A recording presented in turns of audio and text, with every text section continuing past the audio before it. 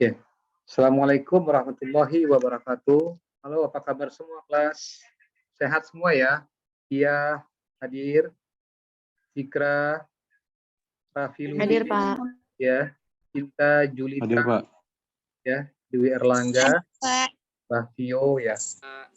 Selamat ketemu ya di mata kuliah saya perilaku organisasi.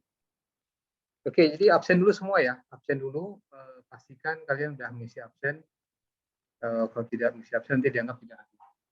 Kita kita berdoa dulu sebentar sebelum kita memulai mata kuliah kita. Ya, berdoa dulu ya. Bismillahirrahmanirrahim.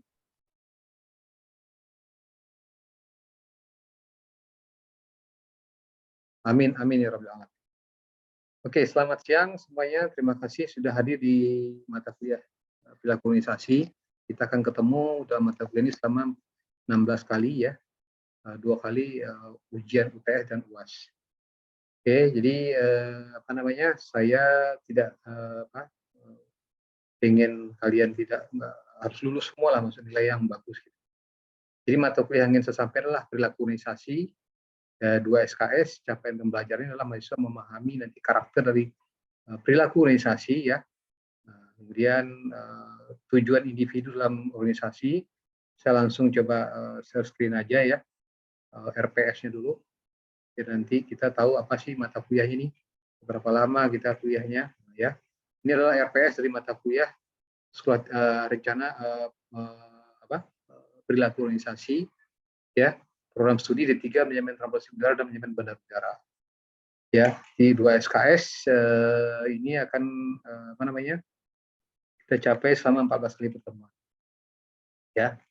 Oke, inilah kira-kira capaian pembelajarannya. Nanti salah satunya diantaranya adalah mahasiswa mampu menjabarkan konsep perilaku organisasi dan dasar-dasar individu, ya. Kemudian memahami menjelaskan konflik dan stres, memahami mampu menjelaskan kepemimpinan dan kekuasaan ya dalam kelompok. Kemudian sub CPNK-nya adalah mahasiswa mampu menjabarkan konsep perilaku organisasi dan dasar-dasar individu.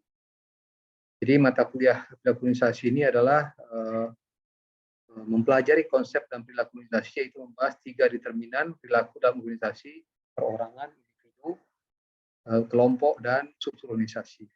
Ya, kira-kira begitulah ya. Jadi tampilan pertama ini saya akan jelaskan dulu itu menjelaskan definisi dari perilaku organisasi, kemudian menjelaskan apa saja yang dapat dilakukan oleh manajer dan diharapkan nanti pada akhirnya kalian mampu menjelaskan tantangan dan peluang bagi para manajer untuk menggunakan konsep perilaku organisasi. Nanti kita sedikit cerita kasus yang berhubungan dengan mata kuliah perilaku organisasi. Saya akan stop dulu screen ini. Saya akan masukkan PPT-nya.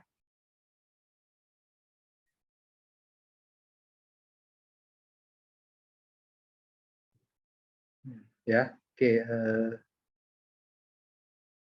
Ya, inilah kira-kira mata kuliahnya. Apa itu perilaku organisasi? Yaitu perilaku-perilaku yang ada dalam pribadi secara individu, nanti berpengaruh pada kelompok dan berpengaruh kepada kinerja organisasi. Nah, di sini kita perlu membahas itu secara gamblang. Terkesannya sepele ya perilaku organisasi, tapi itu berdampak terhadap kinerja perusahaan. Jadi kita bila nanti kita akan jadi seorang manajer muda atau manajer lini pertama, kita harus paham itu karakter pribadi seseorang, karakter kejiwaan seseorang untuk mempengaruhi bagaimana dia bekerja dalam organisasi. Ya.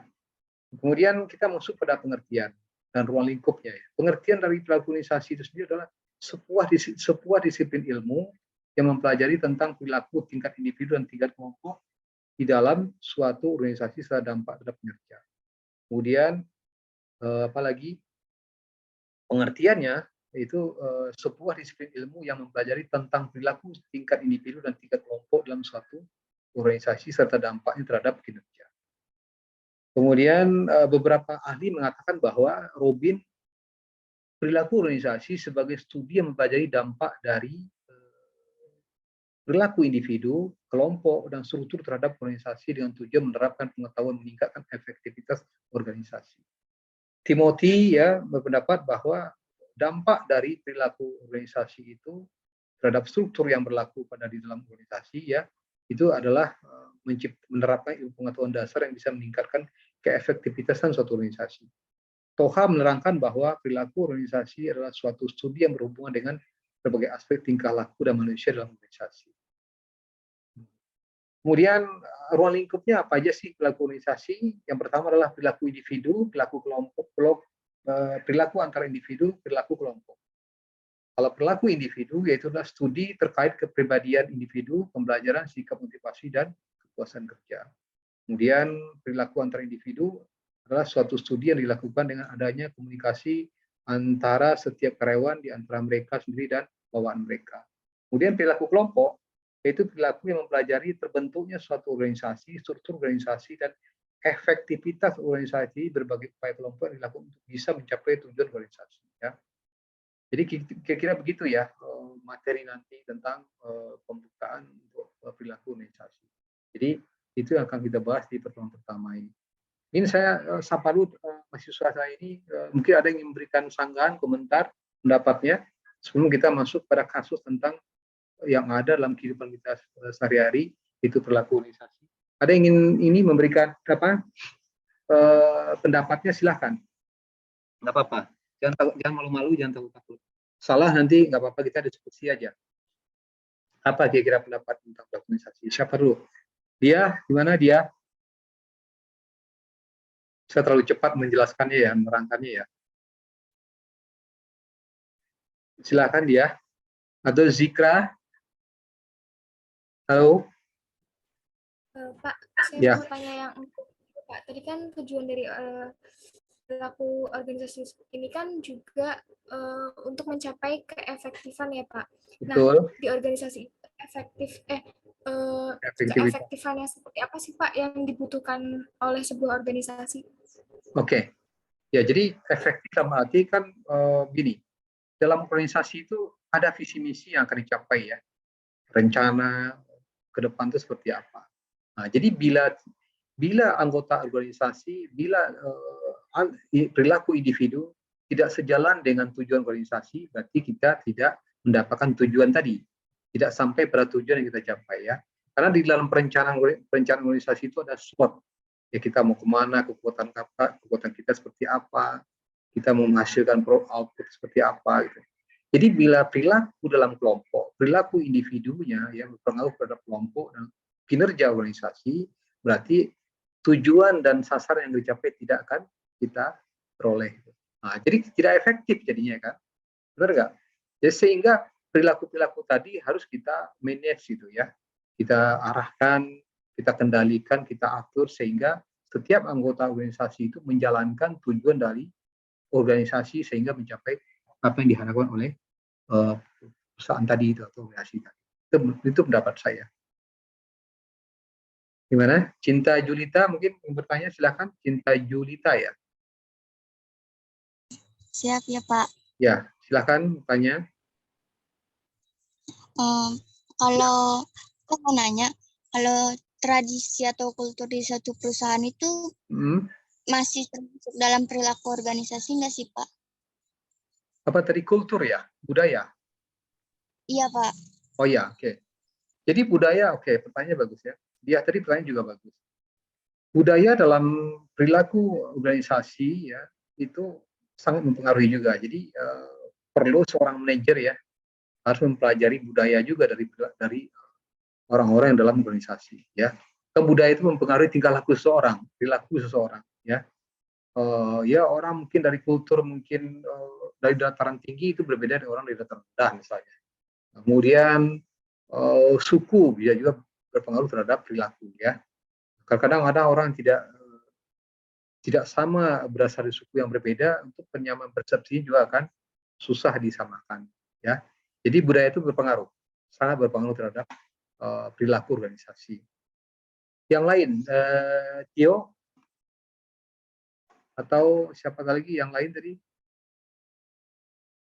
Ada yang ingin bertanya? Silakan. Yang lain, Teo, apa-apa, bertanya aja, salah nggak apa-apa. Masih belum, Pak. Masih belum. Yang lain, apa namanya itu? Berisik. Jadi harus kita nggak apa-apa, tanya aja yang lain. Raffi Lubis, silakan Mas Raffi. Izin Pak, maaf Pak, masih belum. Oh, Ada masih yang belum. Oke. ditanyakan. Kalau tidak, jadi saya sebetulnya mata kuliah ini kita enaknya membahas masalah kasus. Kalau kita teori kan, kita bisa cari teori itu di dalam buku-buku atau kita bisa baca di YouTube dan segala macam. Oke, saya coba mensinkronkan ya antara mata kuliah ini dengan kasus-kasus yang ada di dalam lingkungan kehidupan yang nyata. Gitu. Itu lebih enak kita diskusikan. Oke, saya coba stop screen dulu ya. Saya buka beberapa kasus yang ada dalam kehidupan ini, kita bisa baca, mungkin kita lebih tertarik untuk diskusi. Nanti kita cari benang merahnya itu di mana, sehingga itu bisa kita selesaikan diskusinya secara bersama.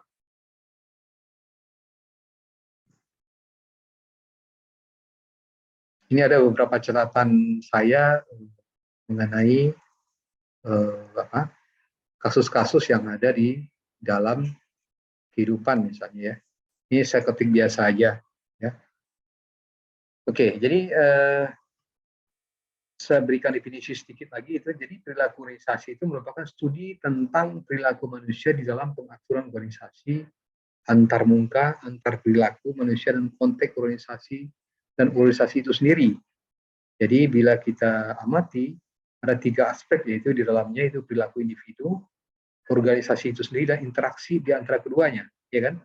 Nah, setiap individu membawa ke sebuah organisasi seperangkat keyakinan, nilai, sikap, dan karakteristik pribadinya yang unik. Karena karakter pribadi orang bisa berbeda-beda kan, unik, karakteristik yang berbeda-beda setiap individu ya. Dia nanti akan berinteraksi secara bersama-sama satu sama lain, membuat pengaturan organisasi ya. Jadi seperti kalian nanti bila lulus dari kuliah kan masuk ke dunia kerja, kan membawa budaya-budaya yang berbeda kan. Maksudnya itu etika yang berbeda, sikap yang berbeda, nilai yang berbeda. Jadi belum satu dalam kelompok, belum satu persepsi dalam nilai-nilai sebuah organisasi. Ya. Oke, ini kasus yang pertama adalah saya ingin menceritakan tentang ini ya. Ini terjadi di Indonesia kayaknya ini ya. Namanya adalah di Blora ya, di Jawa Tengah. Pengadilan Tindak Pidana Korupsi Semarang menjatuhkan hukuman 3,5 tahun penjara terhadap Triasih Wahyusari, seorang bidan yang bertugas sebagai verifikator program jaminan persalinan bidan praktik mandiri di Kabupaten Blora, Jawa Tengah. Triasih terbukti menyalahgunakan kesempatan ketika menjadi verifikator program. Nama programnya adalah Jampersal, sehingga menguntungkan dirinya sendiri.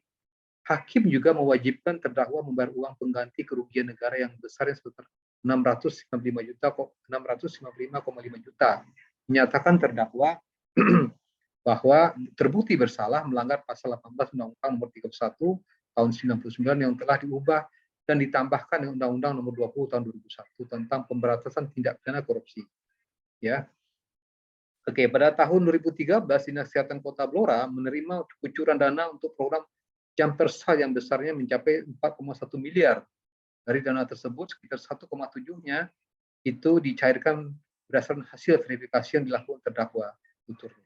Jadi dari 4,1 miliar itu dikucurkan dari 4,1 diambil 1,7 ya, dicairkan hasil verifikasi yang dilakukan terdakwa.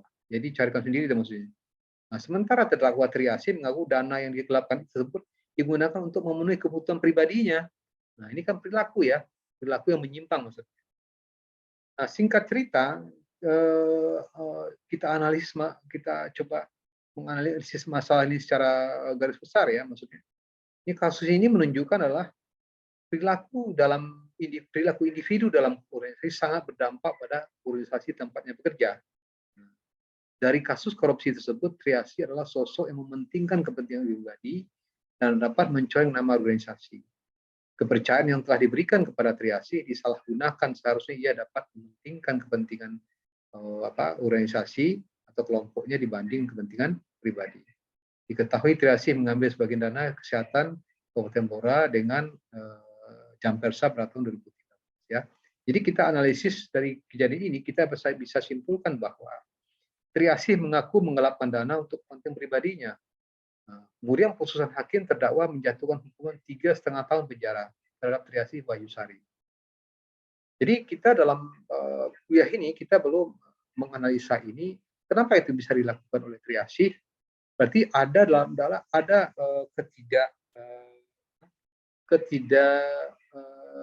ketidakseriusan dalam pengelolaan organisasi itu, terutama dalam bidang SDM-nya gitu. Karena karyawannya bisa melakukan kegiatan pencurian uang atau korupsi ya, nggak tanggung-tanggung 1,7 miliar. Itu kan biasanya harus diketahui oleh pimpinan, diketahui oleh bagian keuangan. Kita kan nggak tahu nih kenapa itu bisa lolos itu. Jadi saran kita ke depan itu harusnya seharusnya pribadi yang baik itu mementingkan kepentingan kelompok, tidak mencoreng nama baik kelompok atau organisasi. Jadi kita jangan bersikap untuk kemauan kita sendiri, kita mencoreng nama organisasi dan kita menghalalkan segala cara. Masuk pada kasus kedua misalnya. Ini dalam disiplin kerja itu melanggar aturan. Ini terjadi di Amerika ya. Nancy Target bekerja di Departemen Customer Service pada Siemens Company, membuat sistem pendingin untuk industri suku cadang pengganti untuk sistem ini. Siemens menjual produknya ke distributor regional terbesar yang menyuplai dan mendukung para dealer independen ke seluruh Amerika dan Kanada. Ya, jadi ini ada si Nancy Target ini saya simpulkan, saya persingkat ini kasusnya, dia melakukan suatu kegiatan dan tujuannya sebetulnya adalah memberikan tanggung jawabnya terhadap kerjaannya, tapi menyalahi aturan, melanggar aturan. Jadi sebetulnya mungkin jam kerja dilanggar atau prosedur pengiriman barang tidak melalui hal yang sebenarnya. Kemudian kasus ketiga misalnya, itu yang terjadi pada perusahaan ABC ya, tahun 2015. Perusahaan ini adalah sebagai perusahaan digital ya, bermain di dalam bidang advertising ya. Dia memiliki pengalaman yang mengerjakan proyek iklan digital lebih dari 100 klien. Nah, perusahaan ABC memiliki pekerja sebanyak 30 orang. Sebelum pandemi, ya sistem yang dilakukan adalah klien bertemu dengan kreatif dari perusahaan, lalu klien menyampaikan maksud dan penggambaran umum yang akan dibuat. Setelah itu tim kreatif akan membuat konsep detail dari iklan dan menyerahkan ke tim teknis desain digital. Selanjutnya, tim digital akan memvisualisasikan iklan dalam bentuk digital. Dan setelah selesai, hasil akan dipresentasikan di depan klien, pelaku organisasi, khususnya proses pembuatan iklan ini dilakukan di workshop yang tersedia di gedung perusahaan ABC. Namun adanya pandemi, perilaku kerja organisasi perusahaan mengalami perubahan yang sangat signifikan. Nah, jadi saya tangkap dari kejadian kasus ini ya, bahwa pandemi COVID-19 itu memberikan dampak yang luas, yang berdampak secara besar terhadap kinerja organisasi. Ya, orang harus bekerja jarak jauh, ya, nggak boleh terlalu dekat-dekatan, ya. Kemudian apalagi tidak bisa, kemudian jarak waktu jadi bisa singkat, tapi orang tidak bisa berbicara secara langsung. Gitu. Kemudian pilihan tempat kerja harus di rumah, tidak bisa berkumpul dalam satu tempat. Kemudian apalagi intensitas bekerja jarak jauh itu mengacu pada lamanya waktu ya, sehingga kalau kita ketemu ini bisa cepat ya. Kemudian apalagi keterbatasan dalam teknologi komunikasi ya, apakah itu wifi, sinyal dan segala macam ini, semua itu membuat pengaruh terhadap perilaku organisasi ya, tercapaian tujuan dari organisasi. Nah, oke, jadi barangkali itu yang ingin saya sampaikan dalam mata kuliah ini. Kita lebih enak membahas dalam kasus ya, secara bersama kita pikirkan. Kita ingin nanti membuat kelompok ya, kelompok dari kalian ini mungkin satu tugas satu orang kelompok, satu kelompok 2 orang maksud saya. Ada 3 kasus, nanti kita pecahkan secara bersama-sama, kita diskusi. Nanti pendapat kalian tumpahkan dalam diskusi itu, bagaimana mencari solusi kenapa itu bisa terjadi, merujuk kepada teori-teori perilaku organisasi. Ya. Bukunya sudah saya sampaikan, bisa dicari di perpustakaan. Nah, kita jadi menelaah itu dalam kasus dalam topik perilaku organisasi. Jadi kita ketemu situ benang merahnya. Jadi kita kuliah kalau ceramah dan segala macam itu kalian bisa explore itu di tempat lain. Tapi kalau kasus kita bisa berpikir secara bersama, berpikir secara kelompok, apa pendapat kita. Nah, itu lebih menarik lagi sehingga kita tidak ada yang capek, tidak ada yang tidur, tidak ada yang malas, sehingga semuanya aktif dalam kinerja kelompok. Ya. Oke, jadi itulah kira-kira ya pertemuan pertama ini ingin saya sampaikan tentang mata kuliah ini. Ini saya mendapat sedikit tanggapan dari kalian. Barangkali ada yang ingin memberikan tanggapan sedikit. Mungkin yang baru bergabung silakan. Ada yang baru bergabung? Silakan. Baktio, ingin menambahkan? Dewi Erlangga, silakan Mas Dewi. Ingin berkomentari sedikit, Mas. Halo, halo mahasiswa saya. Mana suaranya nih? Apa hadir Pak? Ya, silakan Mas Erlangga boleh menanggapi. Halo, oh nggak ada ya. Siapa lagi? Raffi tadi, Lubis tadi mau bicara, silakan. Izin Pak, kalau menurut saya untuk Ya. materinya sudah cukup jelas tersampaikan oleh Jelas ya. Bapak. Oke. Ya, Pak. Zikra, ada memberikan tanggapan Zikra? Zikra Zahira? Mungkin dia ingin menambahkan lagi sedikit dia? Cukup Pak, sudah Cukup. cukup jelas. Oke, jadi gitu aja ya. Saya mengucapkan terima kasih atas waktunya untuk bisa berkuliah di pertemuan pertama ini. Kita nanti masuk ke minggu depan, pertemuan kedua nanti ya. Kita akan bahas sedikit tentang kasus ini sebelum kita masuk ke topik yang baru. Oke, karena keterbatasan waktu kita sampai di sini. Terima kasih semua kalian dalam keadaan sehat-sehat selalu, ya, selalu semangat, ya, selalu sehat, jaga kesehatan. Mudah-mudahan kita bisa ketemu lagi di minggu depan. Terima kasih buat semua. Saya ucapkan saya tutup mata kuliah ini dengan membaca Assalamualaikum warahmatullahi wabarakatuh. Waalaikumsalam warahmatullahi wabarakatuh. Terima kasih banyak Pak. Ya, sama-sama. Terima kasih ya semuanya. Terima kasih.